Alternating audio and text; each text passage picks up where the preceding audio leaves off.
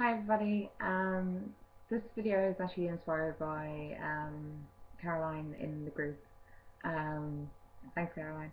Um, I thought it was actually it'd be a good video for me to do to look back on to see if my routine actually changes.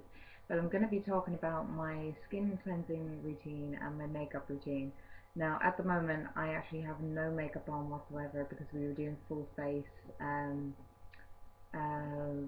Theatrical makeup today, so I had to do a full cleanse of my face, or else my skin would have broken out. Well, would break out if I didn't take it off properly. So I'm going to go through my cleanse routine. First of all, what I start off with is at home when I'm working on myself is a headband, which velcros. You just strap it around like that, velcro around. Um, So yeah, it sticks together like that, and it's elasticated. It pulls up your hair. At college, we would put two tissues underneath to protect the hair from any product. Now, for cleansing my face, I use Simple's cleansing lotion, as my skin is a little bit sensitive, but I do have oily skin, dry skin, broken veins because I'm 25. Um, you know, I'm old.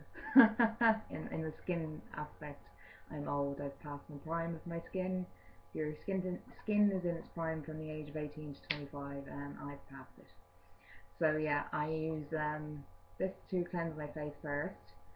Then Simple's soothing facial toner to tone off my face. Well, sorry, before I tone off my face, I use these pads in warm water to take off the cleanser. And the reason why I use these, you'll see that they're very floppy at the moment because they're a little bit wet. When they dry out, they're rock hard. Like, I don't know if you can hear that. They're rock hard. Like, you can see how that's dried into that shape. Whereas these ones are like, wee. And I wrap those around my fingers like so, and kind of wipe up like this. It's very hard to demonstrate on myself. It's easier to demonstrate on someone else, and I'll do a separate video on that. Then I use just cotton pads with the toner to tone off my face, and Seaweed Mattifying Day Cream moisturizer from the Body Shop to moisturize my face. This is very good for oily combination skin, which is my skin, and that's how I cleanse my skin. And then to move on to makeup, I use Prep and Prime by MAC, or if I see fit, I might use a different primer, like a color correcting primer from Smashbox. This is the Foundation Primer Adjust Photo Finishing Color Correcting Primer. And this is, I know it's green, but green is very good for cancelling out red skin. So I have quite pinkish cheeks, and especially at night time they can get a lot worse. So this primer would be something I would wear at night time. Then I would move on to concealer before foundation. Now, a lot of people put on concealer after foundation, and I find that a little bit odd because it's all about personal preference, but I tend to use green concealers, orange concealers, and not white concealers, but very pale concealers. And you can imagine putting on your foundation base, that's very they're going to stick out like. So this is a very new concealer palette. I would use this color here, and this color here, and maybe this color here just around my eyes.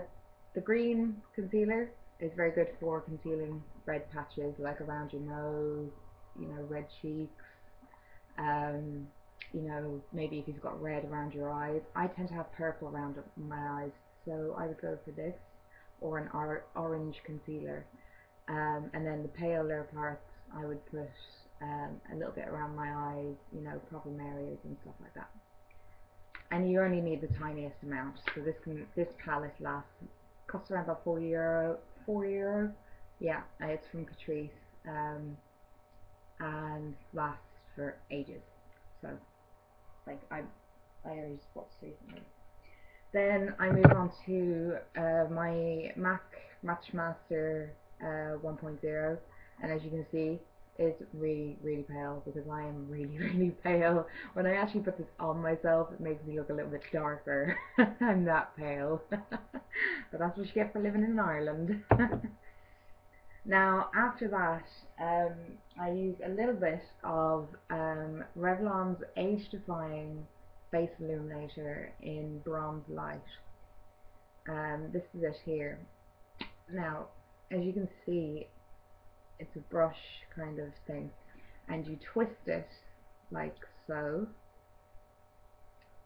and you would squeeze it, and you'd see a little bit of the product come up through the brush. And I use this for contouring over my foundation, and it's great because you can use as much product as you want. You contour, you can contour here, here. I contour just a little bit on the sides of my chin to elongate my face, on the sides of my nose to make my nose look a little bit slimmer because I have broken my nose 3 times, so I have a bit of a wonky nose. And you're probably all paying attention to my nose right now. But then the beauty of this product is, because I've applied my foundation with my MAC 191 foundation brush, I can then, if I think, oh, this, I've contoured a little bit too far down here compared to here, I can just use what's left of my foundation on this brush and just bring it back up, and I can use it as well to blend it in. So it's a very handy way of contouring over your foundation. Then I seal it all with Essence's Fix and Matte translucent loose powder. It's very white, so you only need a very little amount of this product. And I would use my stippling brush. Sorry, just putting it over the black area because the top of the brush is white. I also use a stippling brush in my special effects makeup when I'm sealing it with the Ben Nye translucent setting powder. So I have a different stippling brush for that, so that I don't get them mixed up. So that'd be helpful. Then to move on to contouring, I would contour again, because after you've done that, it does look very soft. And I would only go over it very lightly with a bit of a bronzer in the places that I've contoured. And I would use that same brush, which would be one of these brushes from EcoTools. I would just, contour and then circle to blend.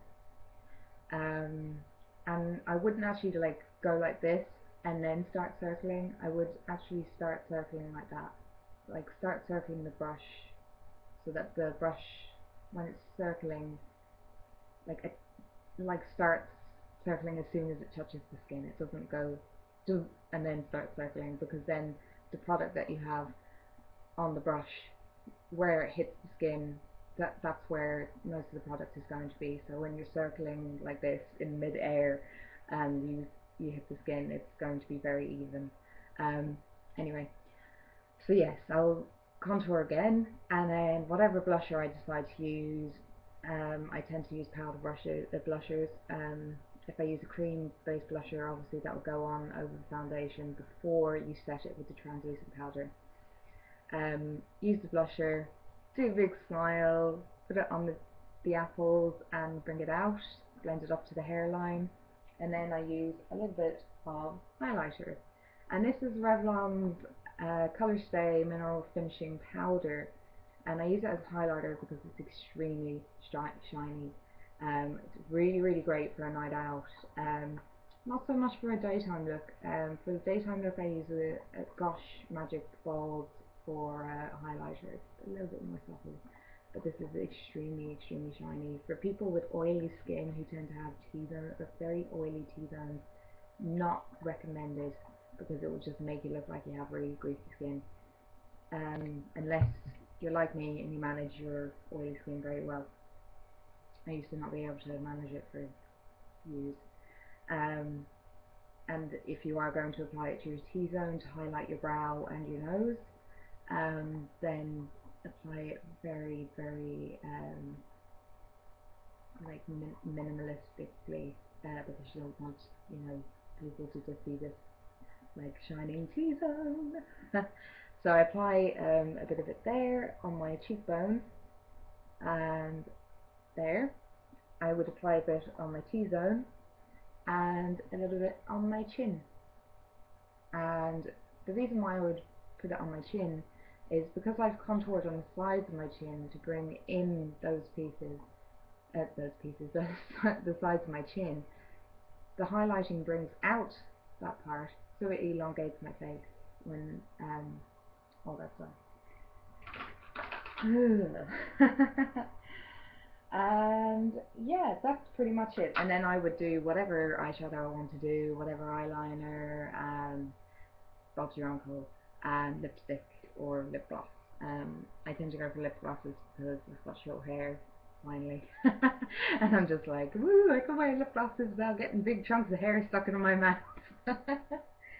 But yeah, that's my skin cleansing routine and my makeup routine. And wash your foundation brushes after every time you use them. I cannot stress that enough. This is washed every single day. I cannot stress this enough, people. Every time you apply this to your skin, it's covered in bacteria. Boop! That bacteria is back on my skin. Ugh. Sorry, I'm just like, ugh. Every time you apply your foundation brush to your skin, you are covering it in bacteria and dead skin cells and all sorts of horrible things. If you do not clean your brush every day, after every time you use it, you are just reapplying that stuff to your skin. So all these breakouts that you get on your skin, these little papules and pustules, it's from your foundation brush. It's because you're not cleaning it properly. Or it's a hormonal problem, you know, or you have acne or something else. But a lot of the time, it's because of this motherfucker, because you're not cleaning it. So foundation brushes do need to be cleaned after every use, because you're using a liquid product on it. Powder brushes do not need to be cleaned that often because you're using a powder product. So, you know, foundation brushes after every use, clean it. And Caroline, thank you for the inspiration to make this video. I'm sure I'll look back on it one day and cringe. Oh, I wish I was wearing some makeup now because I have to go and cut someone's hair. Alright. Bye everybody. I'm supposed to be shorter than yours, Caroline, and it's actually like twice the length.